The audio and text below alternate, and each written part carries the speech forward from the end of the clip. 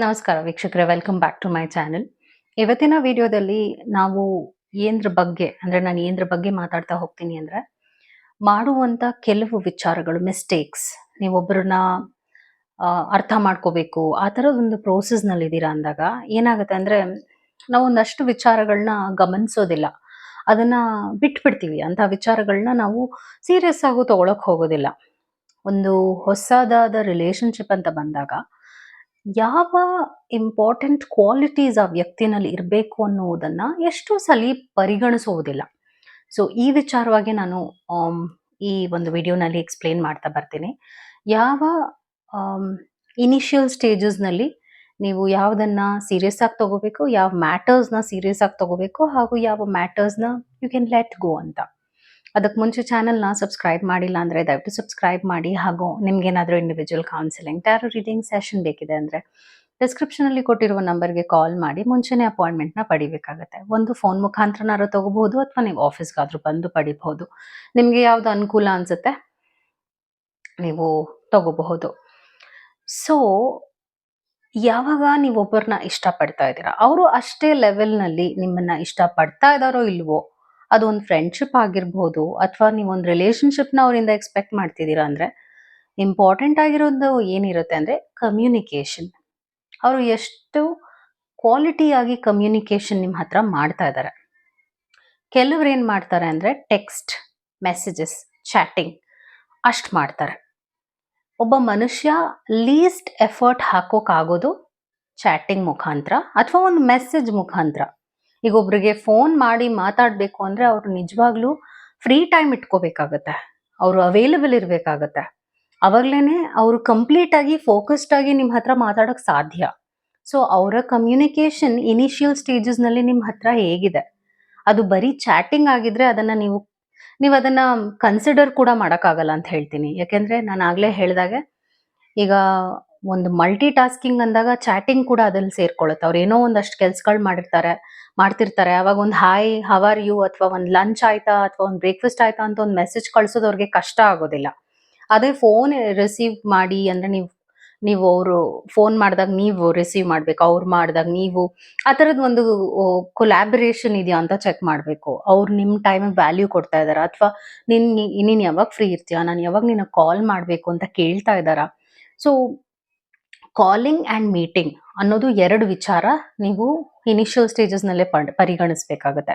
ಆ ವ್ಯಕ್ತಿಗೆ ನಿಮ್ಮ ಮೇಲೆ ಎಷ್ಟು ಇಂಟ್ರೆಸ್ಟ್ ಇದೆ, ಅವರು ನಿಮ್ಮನ್ನ ಮೀಟ್ ಮಾಡುವಂಥ ಒಂದು ಎಫರ್ಟ್ಸ್ನ ಹಾಕ್ತಾ ಇದ್ದಾರಾ, ಮಾತಾಡ್ತಾ ಇದ್ದಾರಾ, ಹಾಗೂ ಆ ಮಾತು ಕೂಡ ಎಷ್ಟು ಕ್ವಾಲಿಟಿ ಆಗಿದೆ, ಆ ಮಾತಿಂದ ನಿಮಗೆ ಉಪಯೋಗ ಏನಾಗ್ತಾ ಇದೆ ಅಂದ್ರೆ ನೀವೇನ್ ತಿಳ್ಕೊಳಕ್ ಆಗ್ತಾ ಇದೆ ಈ ವ್ಯಕ್ತಿ ಬಗ್ಗೆ, ಹಾಗೆ ಆ ವ್ಯಕ್ತಿಗೂ ನಿಮ್ಮ ಬಗ್ಗೆ ಏನ್ ತಿಳ್ಕೊಳಕ್ ಆಗ್ತಾ ಇದೆ. ಸೊ ಕಮ್ಯುನಿಕೇಶನ್ ಅಬ್ಸರ್ವ್ ಮಾಡಿ. ತುಂಬಾನೇ ಕೋಲ್ಡ್ ಆಗಿದ್ಯಾ, ಅವ್ರ ಮಾತುಗಳು ಅವ್ರಿಗೆ ಬೇಕಾದ ಹಾಗಿದ್ಯಾ, ಅವ್ರಿಗೆ ಬೋರ್ ಆಗ್ತಾ ಇದೆ ಅಂದಾಗ ಮೆಸೇಜ್ ಮಾಡ್ತಾ ಇದಾರ ಅಥವಾ ಅವ್ರಿಗೇನೋ ಒಂದ್ ಸ್ವಲ್ಪ ಅಪ್ಸೆಟ್ ಆಗಿದಾಗ ನಿಮ್ಗೆ ಕಾಲ್ ಮಾಡ್ತಾ ಇದಾರಾ, ನಿಮ್ ಜೊತೆ ನಿಮ್ಮ ಇಮೋಷನ್ಸ್ ಜೊತೆ ಅವ್ರು ಹೇಗೆ ಕನೆಕ್ಟೆಡ್ ಆಗಿದ್ದಾರೆ, ಯಾವ ರೀತಿಯಾದ ಮಾತುಕತೆಗಳು ನಡೀತಾ ಇದೆ. ಎರಡನೇ ವಿಚಾರ ಏನಂದ್ರೆ ಕ್ಯಾನ್ಸಲಿಂಗ್ ದ ಪ್ಲಾನ್ಸ್. ಈ ತರ ಏನಾದ್ರೂ ಒಬ್ಬ ವ್ಯಕ್ತಿ ನಿಮಗೆ ಮಾಡ್ತಾ ಇದಾರೆ ಅಂದ್ರೆ ಅದು ಕೂಡ ಇಸ್ ರೆಡ್ ಫ್ಲಾಗ್ ಅಂತ ಹೇಳ್ತೀನಿ. ಈಗ ನಂದೇ ಒಂದು ಎಕ್ಸಾಂಪಲ್ ಕೊಡ್ಬೇಕು ಅಂದ್ರೆ ಫ್ರೆಂಡ್ಶಿಪ್ನಲ್ಲಿ ಏನ್ ಬರುತ್ತೆ, ಅವ್ರನ್ನ ಮೀಟ್ ಮಾಡಬೇಕು, ನಾವು ಅವ್ರ ಜೊತೆ ಟೈಮ್ ಸ್ಪೆಂಡ್ ಮಾಡಬೇಕು ಅನ್ನೋದು ಇಂಪಾರ್ಟೆಂಟ್ ಆಗುತ್ತೆ. ಸೊ ನನ್ನ ಫ್ರೆಂಡ್ ಒಂದ್ ವಾರದಿಂದ ಮೀಟ್ ಆಗೋಣ ಅಂತಾನೆ ಹೇಳ್ತಾ ಇದ್ದು, ಬಟ್ ಮಾಡಕ್ ಆಗ್ತಾ ಇರ್ಲಿಲ್ಲ because I was very much busy. ಆಕೆನೂ ಬಿಸಿ ಇರ್ತಾಳೆ, ಆದ್ರೆ ಅವಳು ಎಫರ್ಟ್ಸ್ ಹಾಕ್ತಾ ಇದ್ಲು ಇಲ್ಲಿ ಮೀಟ್ ಆಗೋಣ ಅಂತ. ನಾನು ಒಂದ್ 2 ಸಲ ಕ್ಯಾನ್ಸಲ್ ಮಾಡಿದೆ, ಬಟ್ ನಂಗೆ ತುಂಬಾ ಬೇಜಾರಾಗ್ತಾ ಇತ್ತು ಕ್ಯಾನ್ಸಲ್ ಮಾಡಿದಾಗೆಲ್ಲ. ಸೊ ಅವಳು 3ನೇ ಸಲ ಕಾಲ್ ಮಾಡಿದಾಗ ಏನಾಯ್ತು, ನಾನು ಅವತ್ತು ನಿಜವಾಗ್ಲೂ I was not in that state to go. ನನಗೆ ಸುಸ್ತಾದಂಗೆ ಆಗಿತ್ತು ಅವತ್ತು, ತುಂಬ ಬ್ಯುಸಿಯಾಗಿದ್ರು ಕೂಡ 1-2-3 ಅವರ್ಸ್ ನಾನು ಅವೈಲೇಬಲ್ ಆಗಲೇಬೇಕು ಇವಳಿಗೆ ಅಂತ I went and I met her. ಹಾಗೂ ನಾನು ಹೇಳಿದೆ, ನಾನು ಬ್ಯುಸಿ ಆಗಿತ್ತು ಇವತ್ತು, ಆದರೂ ಕೂಡ ನಾನು ನಿನಗೋಸ್ಕರ ಮೀಟ್ ಮಾಡೋಕ್ಕೆ ಅಂತಲೇ ಬಂದೆ, ಬಿಕಾಸ್ ಎಷ್ಟೋ ಮೀಟ್ಸ್ ಕ್ಯಾನ್ಸಲ್ ಆಯಿತು ಅಂತ. ಯಾಕೆಂದರೆ ನಾವು ಒಬ್ಬರನ್ನ ಇಷ್ಟಪಡ್ತಿದ್ದೀವಿ, ಒಬ್ಬರನ್ನ ಪ್ರೀತಿಸ್ತಾ ಇದ್ದೀವಿ, ಒಂದು ಸ್ನೇಹನ ಬೆಳೆಸ್ಬೇಕು ಅನ್ನುವಂಥ ಒಂದು ಇಂಟೆನ್ಷನ್ ಇಟ್ಕೊಂಡಿದ್ದೀವಿ ಅಂದಾಗ ಅವರು ಎಷ್ಟು ಅದನ್ನು ಸೀರಿಯಸ್ ಆಗಿ ತಗೋತಾ ಇದ್ದಾರೆ, ಅವ್ರು ಎಷ್ಟು ಕಮಿಟೆಡ್ ಆಗಿದ್ದಾರೆ ಅನ್ನೋದು ಮೀಟಿಂಗ್ನಲ್ಲಿ ಗೊತ್ತಾಗತ್ತೆ ನಿಮಗೆ. ಅವ್ರು ಕ್ಯಾನ್ಸಲ್ ಮಾಡ್ತಾ ಇದ್ದಾರೆ ಮೀಟಿಂಗ್ಸ್ನ ಅಥವಾ ಅವರು ಇನಿಷಿಯೇಟೇ ಮಾಡ್ತಾ ಇಲ್ಲ, ಮೀಟ್ ಆಗೋಣ ಅನ್ನೋದ್ರ ಬಗ್ಗೆ ಅವ್ರು ಮಾತಾಡ್ತಾ ಇಲ್ಲ ಅಂದರೂ ಕೂಡ ಅವರು ನಿಮ್ಮ ಬಗ್ಗೆ ಅಥವಾ ಈ ರಿಲೇಶನ್‌ಶಿಪ್ ಬಗ್ಗೆ ಅಥವಾ ಒಂದು ಸ್ನೇಹದ ಬಗ್ಗೆ ಅವ್ರು ಯಾವುದೇ ರೀತಿಯಾದ ವ್ಯಾಲ್ಯೂನ ಅವರು ಹಾಕ್ತಾ ಇಲ್ಲ ಅಂತ ಅರ್ಥ. ಸೊ ಇದನ್ನ ನೀವು ನೋಡಿದಾಗ್ಲೂ ಕೂಡ ಆ ವ್ಯಕ್ತಿ ನಿಮ್ಮ ಬಗ್ಗೆ ಎಷ್ಟು ಅಟೆನ್ಷನ್ ಇಟ್ಕೊಂಡಿದ್ದಾರೆ ಹಾಗೂ ಎಷ್ಟು ಕಾಳಜಿ ಇಟ್ಕೊಂಡಿದ್ದಾರೆ ಅನ್ನೋದು ನಿಮಗೆ ಗೊತ್ತಾಗ್ತಾ ಹೋಗುತ್ತೆ. 3ನೇ ವಿಚಾರ ಏನಾಗುತ್ತೆ ಅಂದ್ರೆ, ನೀವು ಆ ಈ ತರದ್ ಒಂದು ವಿಚಾರನ ಹೇಳಿರ್ತೀರ. ನಿಮ್ಗೆ ಮುಜುಗರ ಆಗುವಂಥದ್ನ ಅವ್ರಿಗೆ ಹೇಳಿದೀರಾ ಅಂದ್ರೂ ಕೂಡ ಅಥವಾ ನಿಮ್ಗೆ ಅಸಮಾಧಾನ ಆಗಿರುವಂಥ ವಿಚಾರಗಳನ್ನ ನೀವು ಅವ್ರ ಹತ್ರ ಹೇಳ್ಕೊಂಡಿದ್ದೀರಾ ಅಂದಾಗ ಅವ್ರು ಅದನ್ನ ಹೇಗೆ ರಿಯಾಕ್ಟ್ ಮಾಡಿ ಅವ್ರು ಅದನ್ನ ಹೇಗೆ ತಗೊಳ್ತಾರೆ ಅನ್ನೋದು ಮ್ಯಾಟರ್ ಆಗುತ್ತೆ. ಇವಾಗ ಒಂದು ರಿಲೇಶನ್‌ಶಿಪ್ ಅಂದಾಗ ನಾವು ಅವ್ರು ಏನೇನ್ ಆಕ್ಷನ್ಸ್ ಮಾಡ್ತಾರೆ ಎಲ್ಲಾನು ಪರ್ಫೆಕ್ಟ್ ಆಗಿರಲ್ಲ. ನಮಗೂ ಒಂದಷ್ಟು ವಿಚಾರಗಳು ಇಷ್ಟ ಆಗೋದಿಲ್ಲ. ಸೊ ಇಷ್ಟ ಆಗದೆ ಇರೋದನ್ನ ನೀವು ಅವ್ರಿಗೆ ಹೇಳಿದಾಗ ಅದನ್ನ ಹೇಗೆ ತಗೋತಾ ಇದ್ದಾರೆ?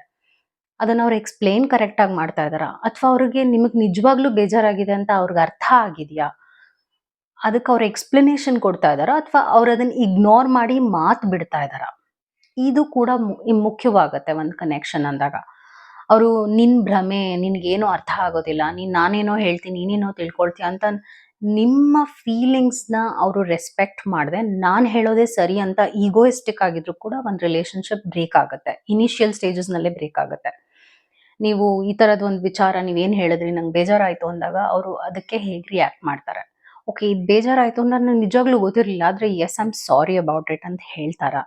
ಅಥವಾ ನಿಮಗೆ ಅಂತ ಮತ್ತೆ ಅದನ್ನ ರಿಪೀಟ್ ಆಗದೆ ಇರೋ ರೀತಿಯಾಗಿ ನೋಡ್ಕೊಳ್ತಾರ? ಈಗ ಒಂದೊಂದು ವಿಚಾರಗಳು ನಮ್ಗೆ ಇಷ್ಟ ಆಗೋದಿಲ್ಲ. ಅದನ್ನ ನಾವು ಹೇಳ್ತೀವಿ.